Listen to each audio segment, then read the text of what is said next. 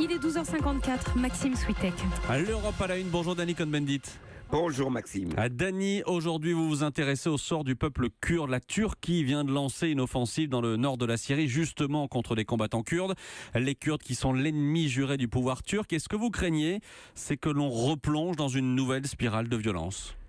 Oui, exactement Maxime. Cela fait 100 ans que les Kurdes sont trahis. Ils ont été trahis par Kemal Atatürk, par le kémalisme. Ils ont été trahis par Erdogan, qui avait commencé des négociations avec eux et puis avait tout arrêté. Bref, le nationalisme turc aujourd'hui s'oppose au nationalisme kurde, et que ces deux nationalismes, en fait, eh bien, cela veut dire une spirale de la violence. Cela veut dire que les Kurdes vont répondre, non seulement en Turquie, les communautés kurdes se mobilisent dans toute l'Europe. Bref, on est mal parti, on est mal barré dans cette histoire.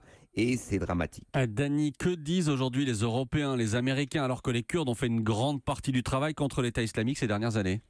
Exactement, et c'est là ce sentiment de rage du côté des Kurdes, c'est que eux, ils étaient en première ligne, aussi bien en Syrie qu'en Irak, dans la bagarre, dans le combat contre l'État islamique. D'ailleurs, les Européens, les Américains leur ont donné des armes. C'est d'ailleurs assez bizarre, puisque vous avez des tanks turcs, des tanks de Turcs qui viennent d'Allemagne et des fusées contre les tanks qui viennent d'Allemagne du côté des Kurdes. Donc vous voyez qu'aujourd'hui, eh bien, les Kurdes sont lâchés à demi-mot. On regrette. Le gouvernement français appelle avec les Américains à la pondération, à la modération. Ça ne veut rien dire.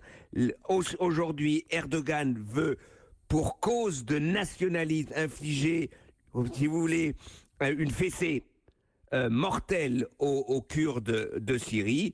Et donc, je crois que aujourd'hui, les Européens et les Américains ne sont pas à la hauteur de ce qu'ils avaient été quand ils avaient eu besoin des Kurdes pour lutter contre l'État islamique. Dany, comment on sort de ce cycle de violence ?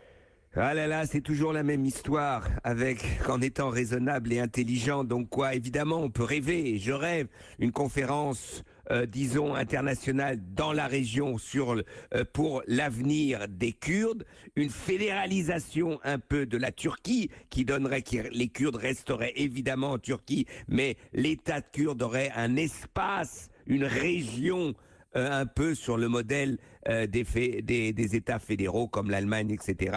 Et puis, du côté de la Syrie et de l'Irak, eh bien, une association des régions gérées par les Kurdes. Ceci est possible si on est raisonnable, et comme personne n'est raisonnable dans la région, on n'en sortira pas. Merci Dany, l'Europe à la une. Merci Dany, à demain. Chez Storiste de France, profitez de